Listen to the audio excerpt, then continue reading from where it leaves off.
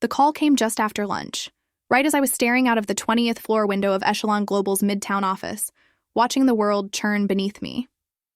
The traffic, the people, the ceaseless motion of a city that never stops to consider who just lost their footing. I thought it might be Belle checking in about dinner plans, or maybe dropping a hint about where she wanted to go for our anniversary. Some new place with sculpted plates and 12-course menus that charged extra for air. But when I answered, I heard it in her voice before she even spoke. The smirk. "We're downsizing," she said, sharp and breezy like she was commenting on the weather. "Today's your last day, unless you want to stay on as janitor. Floors need mopping." Behind her, I heard Myra's unmistakable cackle. Cold, cruel, loud enough that she wanted me to hear. That meant it wasn't just business, it was personal. My wife's sister had hated me since the day I stopped paying for her Pilates classes and called her out for borrowing one of Belle's business. Cardstow expensive vacation. She was the type who smiled at funerals, mostly to check out who was grieving harder than her. I stared at the skyline, forcing my voice to stay even. "Thanks for the amazing offer." Belle laughed like she'd won something, and maybe she thought she had. In her mind, it was probably some final blow. After all, she was the queen now. CEO of a global firm, wearing tailored power suits and clinking glasses with venture capitalists who didn't care what lives they steamrolled. She had the title, the spotlight, the name played on the mahogany door, and apparently enough pettiness to fire her own husband like an intern with poor hygiene. But she didn't know what Ick knew. She didn't know about the fallback plan I'd been nurturing like a quiet ember in the back of my mind for months. She didn't know about the private studio apartment I kept across town. The one where I did my real work. The kind of work Echelon ran on. The kind of work she paraded around as hers in board meetings. She didn't know that while she was busy stepping over people to pose for glossy magazine interviews. I was building something no publicist could spin, no press release could capture, and she sure as hell didn't know that the reason she could even hold her head high in those shareholder meetings was because of the predictive analytics engine I'd coded, refined, and perfected. An engine that was never formally transferred to Echelon in any signed document. It lived in their systems, but it had my fingerprint all over it. And now, I was the only one who could truly navigate its core without capsizing the entire ship. I wouldn't bother coming home either, Belle added casually. "We've changed the locks." Myra said it was time. She didn't hang up immediately. She waited like she wanted to hear me crack, to scream or beg or lash out with the kind of desperation that would prove her superiority. But I didn't give her that. I never had. That was part of what made her hate me toward the end. I didn't need her money, and that was an unforgivable crime in Belle's world. So I simply said, "You've made yourself very clear," and hung up. I sat there, for a moment longer, breathing through the silence that followed. The office around me was quiet. Too quiet. As if the building had been instructed to shun me in real time. The digital clock on the corner of my desk kept blinking. 12:53. My hands were still on the phone, but inside something had shifted. I stood up and looked around. The desk I'd once cherished was now just another hollow space with a surface littered with memos, deadlines, and empty coffee cups that symbolized wasted hours. A framed photo of us, Belle on me, smiling at Lake Como 2 years ago, sat near my monitor. I picked it up, held it for half a second, and then flipped it face down. Let them think they'd humiliated me. The truth, they just opened the gate. I took one last glance around my office. No speeches, no long goodbyes. I didn't need to broadcast what I already knew. The version of me they thought they were firing wasn't the man who was walking out of here. The real me had been sitting dormant, quiet, in the corners, waiting. And now he was wide awake. I slid my phone into my coat pocket, picked up my laptop, and opened one specific folder. One that only I could access with a biometric key I'd coded myself. A heartbeat sensor tied to my Apple Watch. A redundancy system that bypassed firewalls, and a self-erasing algorithm if anyone but me touched it. I smiled at the screen. It still worked. Then I deleted it. The Kercrypt, the untraceable original kernel of the analytic system that powered every major decision Echelon made.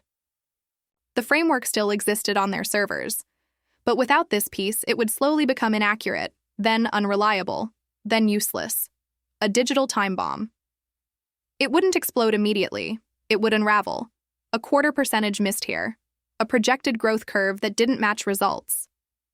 A partner who lost confidence after one too many wrong data points. No one would know exactly what went wrong, but I would. I closed the laptop, slid it into its sleeve, and picked up the only other thing I cared about in the room. A small leather-bound notebook. Tucked inside a locked drawer, my notes, my plans, my freedom. As I walked down the hallway, no one looked at me. The receptionist averted her ease. The HR manager I used to help pre-presentations suddenly found her phone very interesting. But one person did meet my gaze. Damon, a junior analyst I'd mentored since his first internship. He stood at the corner, eyes wide, confusion and sadness, written all over his face. I gave him a small nod. He nodded back. That was enough. In the elevator, I finally exhaled. I was free. And Belle. She thought she'd played the final card, but the game had only just begun. The door slid open with a quiet hiss, and I stepped into the marble-floored lobby of Echelon Global for what would be the last time. Not that anyone would have guessed. I wasn't dragging a box of personal effects. I wasn't red-faced or weeping into my tie. No storming, no dramatic outburst, just a quiet walk toward the end of something I'd helped build with my bare hands and better intentions. The silence in that lobby was a language of its own, subtle, suffocating. The receptionist, Marcy, looked up from her desk. Her hand hovered midair over the keyboard, then quickly dropped as if she hadn't seen me, as if ignoring me might undo Themament. I didn't blame her. She was just another foot soldier trying not to step on landmines. Word must have traveled fast. Eel's empire was efficient like that. She didn't just fire people, she erased them. Clean breaks, no fingerprints. I'm sure by now the official story was that I'd stepped down to pursue creative interests. I could practically hear her PR team polishing the statement. I took my time walking past the glass panels that lined the hallway. Through them, I saw bits and pieces of a world I once cared about. Rooms where I brainstormed late into the night, crunched numbers that no one else could decode, and coded entire systems that had become the lifeblood of the company. People looked up from their desks, curious. I saw a few stiffened. A few duck their heads. One or two offered tentative nods. There was no spoken farewell, but I saw something else in their eyes. Not pity. No, something more rattling. Fear. Not fear of me. Fear of what this meant. If I could be discarded, someone who'd once shared. The corner office with the queen herself. What did that say about their own security? Their own worth? I didn't slow down. I turned right into the elevator vestibule, past the break room where someone had left behind half-ate a nut on a paper towel. Strange what your brain picks up when everything's ending. I pressed the button and waited, hearing the soft whirring of cables behind. The walls. Then I heard footsteps behind me, fast, then hesitant. I didn't turn around until a voice spoke. Mason, I turned. Damon, the junior analyst, I admitted. Smart, observant, loyal in a way. I hadn't expected anyone to be in that building anymore. His tie was slightly askew and his brow was creased with concern. I just heard, he said. Is it true? I offered a small smile. Define true. He looked stunned for a moment. You're really leaving? I was invited to mob floors, I said dryly, but I declined the promotion. He laughed nervously, not sure if it was a joke or not. He stepped closer, voice lowered. This doesn't feel right. You are Echelon. Everyone knows that, even if they won't say it out loud. I'm not Echelon, I said quietly. Not anymore. The elevator chimed. The doors opened. I stepped inside, then turned. To him as he hovered, unsure whether to follow or stay behind. I could see it in his eyes, questions he wanted to ask, but didn't have the courage to voice. Not yet. If I were you, I said gently, I'd start polishing my resume. Sooner rather than later, he nodded once. It wasn't just gratitude. It was understanding. The doors closed. Down I went. Each floor a small exhale, a memory passing. The late night, pizza sessions, the strategic planning meetings that turned into marital arguments behind closed doors, The celebratory drinks after quarterly wins where Belle toasted the team, and Ismailed quietly knowing the engine behind the numbers was sitting in my hard drive. By the time the elevator reached the ground floor, I had shed every layer of pride I'd once tied to that place. My number plate was already gone, my key card disabled. But I didn't feel powerless. I felt lighter. Outside, the city hadn't changed. The sidewalk still pulsed with urgency. Horns blared. Tourists snapped photos near the fountains. I stood on the curb with my laptop case slung over my shoulder and my coat collar turned up against the early wind. I didn't call a car. I walked, not aimlessly, deliberately. 8 blocks later, I reached the Echelon Data Center, a nondescript building wrapped in slate gray panels and obscured behind code-locked doors. I still had one last credential, an analog one. The security guard, an older man named Lester, who'd once shared stories about his daughter's softball games, looked up from his newspaper. "Hey, Mr. Mason, didn't know you were stopping by today." "Just grabbing a few old backups," I said with an easy grin. He shrugged and buzzed me through. Inside the server room, I moved quickly. No hesitation. I went straight to Terminal C, an old console only a few of us ever used. I plugged in my encrypted flash drive, bypassed the front-facing protocols, and navigated. TOA buried data cache. Not just files, architecture, frameworks, logs that told stories Belle never even knew were being written. I didn't take them. I didn't need to. I simply deleted one very specific decryption script, a private key that validated thousands of real-time transactions between Echelon and its AI recommendation engine. It would take them weeks to realize what was wrong. By then, clients would start losing trust. Decision metrics would start faltering, and it would all trace back to a ghost script when I had just erased. I removed the flash drive, wiped the terminal's cache, and left. Outside, the clouds had thickened. A light drizzle kissed the top of my head. I didn't rush. I took the subway downtown to the studio apartment Belle never knew existed. A 400 FT space tucked above a bookstore, with peeling paint and bad insulation, but privacy no one could touch. Inside, I took off my coat, dropped my bag, and opened a drawer in the corner desk. There it was. The black notebook. Not a journal, not memories, blueprints, plans, codes, names, concepts. It was the foundation of everything I never shared, never trusted anyone with, not even Belle, especially not her. I sat down, flipped to the last page I'd written on, and picked up the pen that had been waiting for this moment. They thought they'd humiliated me. Truth was, they'd set me free.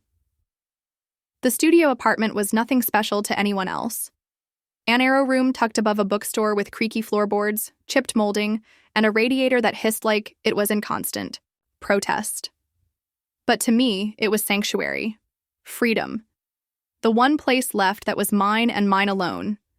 No key card access, no security cameras, no boardroom eyes tracking my every move. Belle had never stepped foot here. Hell, she didn't even know it existed, which made it the most valuable real estate I had.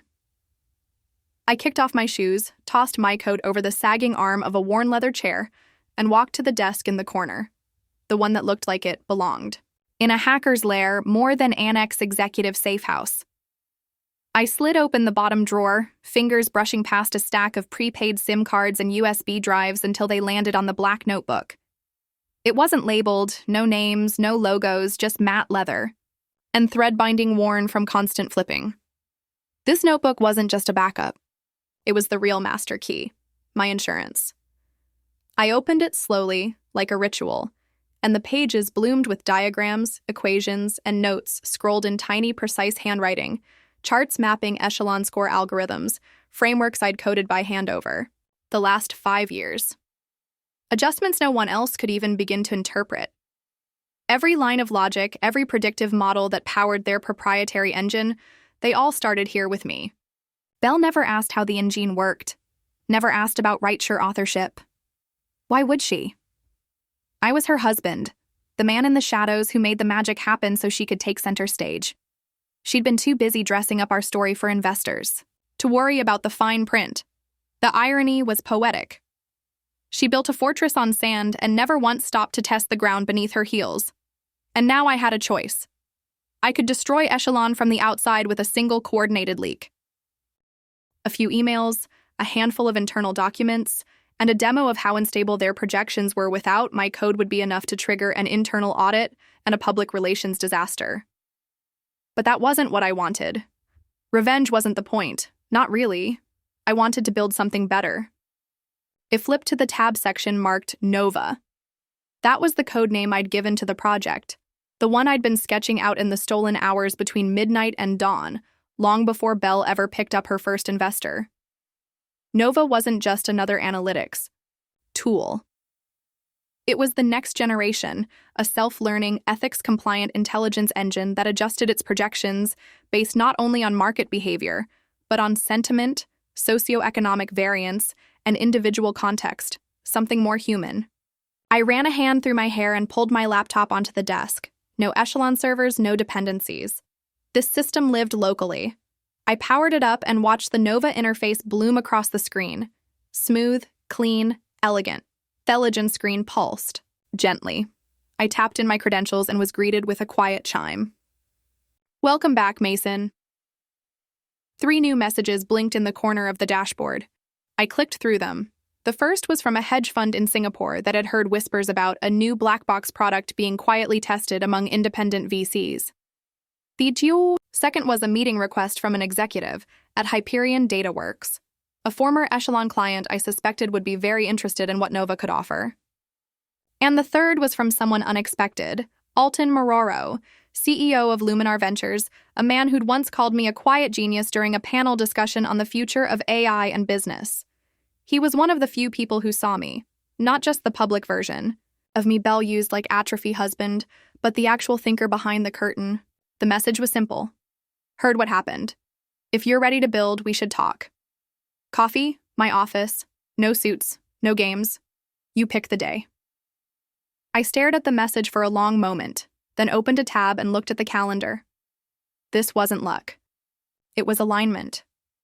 A signal that the path I'd drawn wasn't a fantasy. It was real, achievable. I stood and walked to the window. The city stretched before me, sprawling and indifferent, lit up like a living organism somewhere in that maze of steel and light. Belle was probably sipping champagne with Myra, celebrating their little coup. Maybe she thought I was crying in a hotel lobby or begging some attorney for a bridge loan. Let her think that. I sipped cold coffee left from earlier that morning and returned to my desk. I started assembling a folder. Not just Codevision, a roadmap. What Nova could do, what it would cost, who it could serve, and how it would redefine what data intelligence meant in the next 5 years. This wasn't just about proving I could survive without her. It was about proving I was always the one driving the engine. By midnight, the outline was complete. I packaged the folder into an encrypted file and set up a meeting invite for all tomorrow Tuesday at 9:30 a.m. No suits, no games, just 2 people who understood the battlefield. I stared at the invite for a moment before hitting send. Then I leaned back, arms behind my head, letting the tension ease out of my spine. The world had shifted, but I hadn't collapsed under it. In fact, for the first time in a long time, I felt like I was standing on solid ground. Not because I had a team behind me or a corporation cushioning my fall, but because I had clarity. Belle thought she'd cut me off from everything that mattered. What she'd really done, wash in me the match while standing in a house of paper. The real work began now, and this time the empire I built wouldn't have her name anywhere near it. Alton Mororo didn't do small talk. That was the first thing anyone in the tech space learned when they crossed his path. He was blunt, unfiltered, and terrifyingly intelligent. The kind of man who made power moves in jeans and loafers, who could glance at a dashboard and know which direction the market would lurch 3 quarters from now. If Belle was the queen of flash and posturing, Alton was the architect of substance. That's why I picked him. I didn't make an appointment. I didn't send an email. I just showed up. His assistant, a sharp-eyed woman named Kyla, raised an eyebrow when I walked into the glass-paneled reception area of Luminar Ventures, holding nothing but a black thumb drive in my palm and a look that said I wasn't here to beg. She looked Muver, then picked up her phone and whispered something. A beat later, she nodded once and pointed down the hall. He said, "Clear as schedule. Go on in." Alton's office wasn't showy. No marble, no abstract art hung just to impress. Just a long window view of the skyline and a single desk, steel, clean, precise. The man himself was leaning against the window frame, sleeves rolled up, a ceramic mug in one hand, and a faint smile tugging at the edge of his mouth. "I figured you'd come eventually," he said, voice low and cool. "Didn't think it would be this soon." I stepped inside, closed the door behind me, and held up the thumb drive like an offering. "I've got something to show you. No strings, just facts." He gestured to the chair across from his desk. "Then, show me." I plugged in the drive, opened the encrypted folder, and let Nova speak for itself. First, the framework, an interface that visualized behavior patterns not just by raw data points, but by emotional resonance, socio-political context, and trust weighting. Then the model self-correcting engine coded to recognize its own blind spots and retrain in real time without human prompt. Finally, the projection module, how Nova could forecast market shifts not just based on metrics, but by anticipating human decision patterns days, even weeks ahead. He didn't interrupt. He didn't ask questions. He just watched.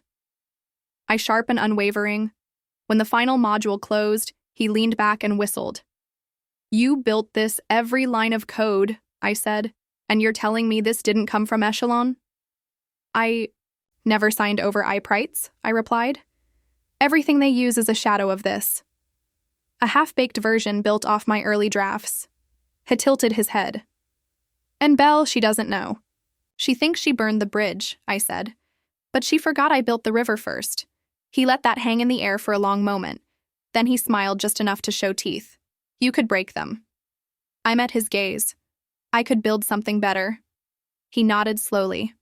"Now that's a better game." Alton stood and circled around the desk, hands in his pockets. "You know, when I first met you, you were the guy standing behind her at those expos, adjusting her mic, watching the screens. Quiet, polite. She called you her support system, said, we're brilliant, but not business-minded. She never minded my mind when it paid for her first office lease." I said, voice calm. Alton chuckled. "Well, she's about to learn the hard way what happens when the support system goes solo." He sat on the edge of the desk. "Let's talk about rollout, about funding.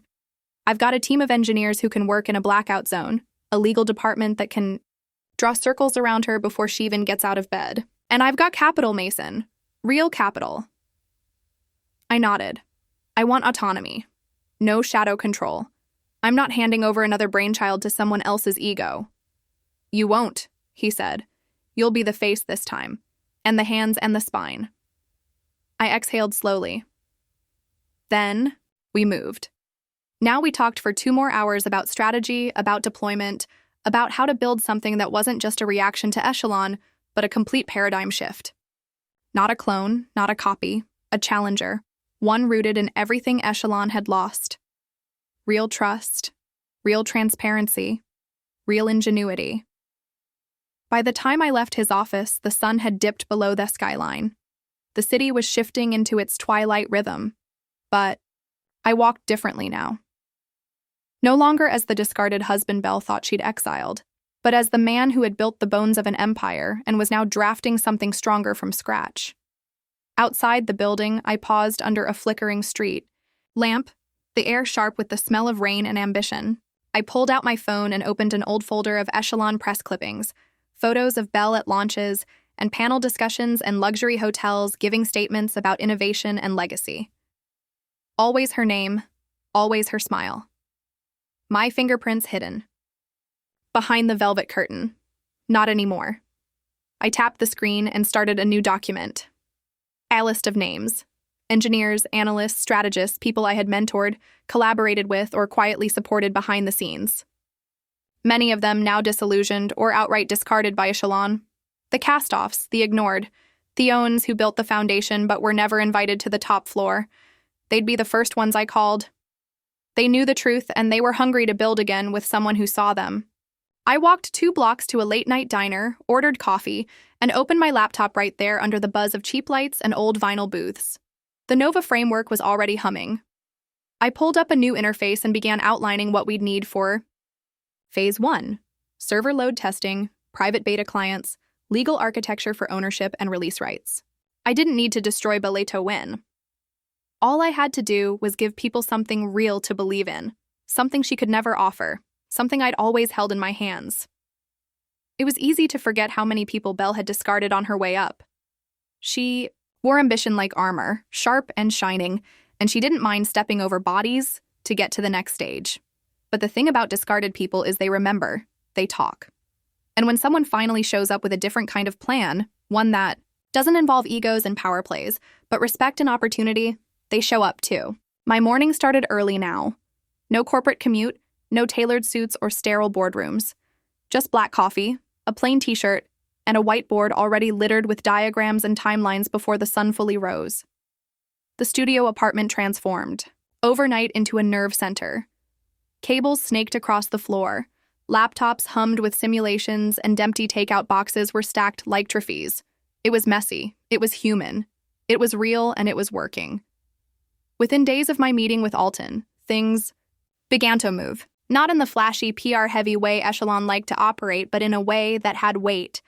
Quiet meetings and co-working spaces, midnight video calls with engineers in Berlin, Toronto, Sao Paulo. People I had once worked beside in the trenches, now eager to join a movement instead of a machine. They were tired of being I gave them keys. Nova was no longer just a concept. It was breathing, learning, iterating. Every day we added new layers, a modular trust algorithm, a consumer-side transparency panel that would let clients see exactly how their data was used. No more black box, no more guesswork. If Echelon was flash and illusion, Nova would be fire and glass, bright, hot, and impossible to fake. But building the engine was only one part of it. I needed people, not just programmers and coders, but storytellers, strategists, people who could see past the numbers and understand what Nova meant for the world. That's when I called Marin. She'd once been Echelon's lead UX designer until Belle sidelined her in a reorg that replaced talent with trend chasers. Marin had an instinct for experience, a sixth sense for what users needed before they could articulate. I sent her a simple message. Let me show you something worth believing in. Marin's reply arrived in 3 words. Send the address. I did. 2 hours later, she stood in the wreckage of my apartment-turned-lab, took in solder fumes, whiteboard equations, ramen bowls stacked like dirty trophies, and grinned. Looks like you're actually doing it. Want to help build something better? I asked. She rolled up her sleeves without another question. That night became the pilot light. One by one they came. Engineers Belle had ignored, designers she'd underpaid, analysts she'd replaced with shinier resumes. Not because they lacked talent, but because they refused to worship her. We called ourselves Project Lantern. We weren't interested in burning bridges. We wanted to illuminate the path forward.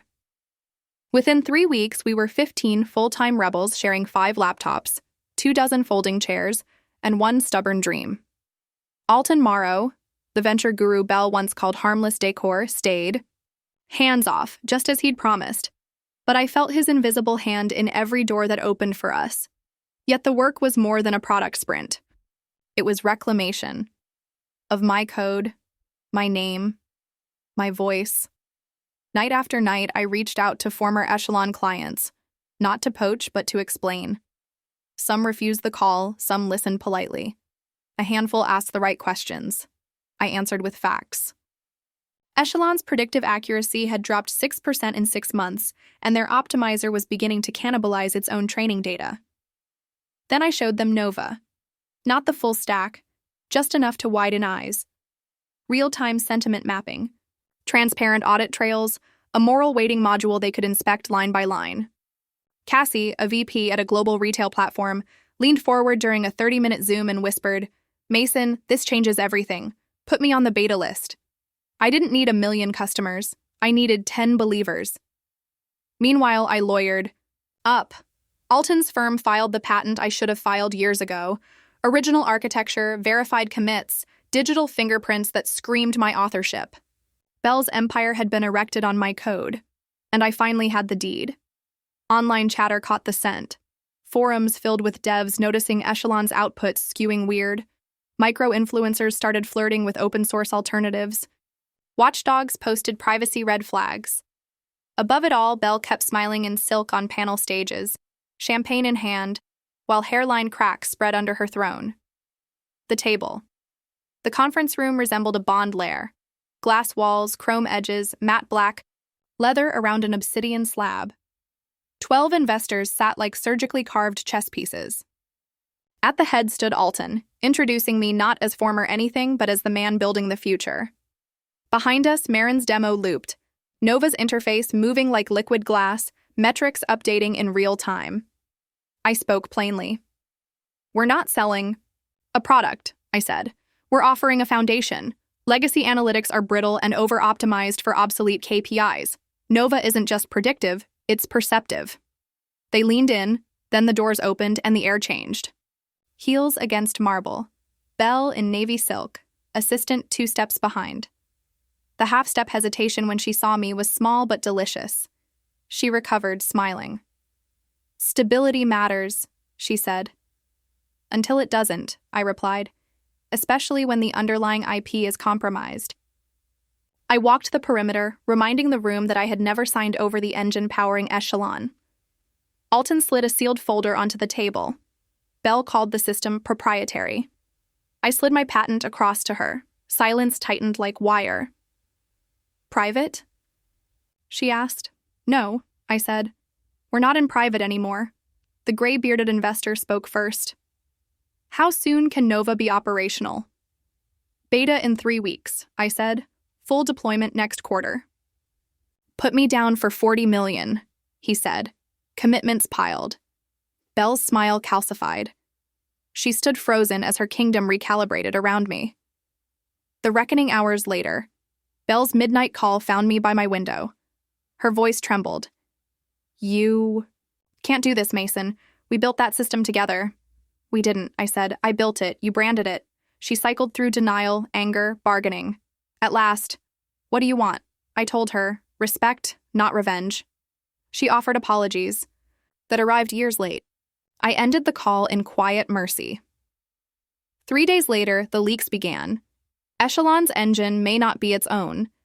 Headlines metastasized. The board ejected Belle and her sister Myra before the week ended. No fireworks, just security escorts and a sterile press release. I felt no triumph, only release. Aftermath. My new office hid in a converted warehouse 5 blocks east of Echelon's tower. Exposed brick, mismatched chairs, a second-hand espresso machine that wheezed like an asthmatic dragon. But the air was honest. Nova 1.0 launched with 10 beta clients and a waitlist of 100. Accuracy beat Echelon's last public benchmark by 11 points. More importantly, every client could audit the engine. Transparency was our moat. When Echelon finally signed the retroactive license at 11:04 p.m. on deadline night, I didn't cheer. I archived the PDF and went home. A different Horizon months passed. Project Lantern doubled to 30 people, then 40, but the culture stayed flat. No locked doors, no ironclad silos.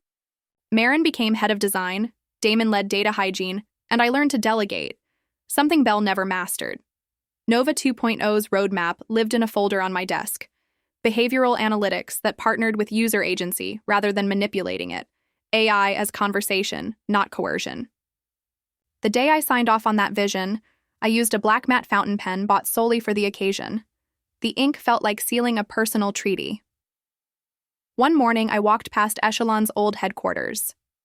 A replacement logo already hung over the door, sterile and soulless. I didn't cross the street. Closure requires distance. Back at the warehouse, Marin waved me into the weekly stand-up. The team crowded around, eyes bright. We weren't chasing champagne moments. We were building something that might outlast us precisely because it wasn't built on ego. And that, I realized, was the quiet revolution. Power earned through integrity is power no board vote can revoke. Epilogue. That evening, Damon joked about selling the movie rights. I laughed, truly laughed, and answered, "I'm not writing this story for them anymore." Outside, the city lights blinked like a patient constellation. I tightened my coat against the night wind and headed down the block to our favorite food cart. where the owner already knew my order. Success, I'd learned, isn't applause or revenge. It's the peace of walking through a door you built yourself, greeting people who say your name without fear, and knowing the pen in your pocket is yours, and no one can take it again.